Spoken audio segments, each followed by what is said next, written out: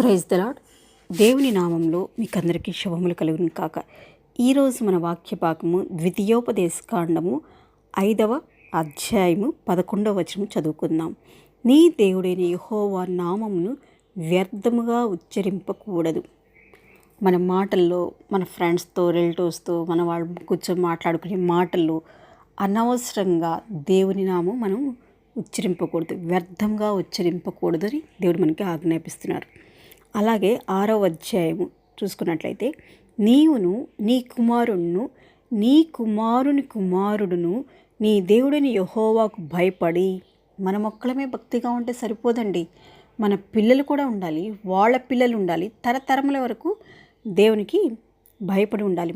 నేను నీకు ఆజ్ఞాపించు ఆయన కట్టడలన్నీయు ఆజ్ఞలన్నీయు నీ జీవిత దినములన్నిటను గైకొనచ్చు నీవు దీర్ఘాయుష్మంతుడగునట్లు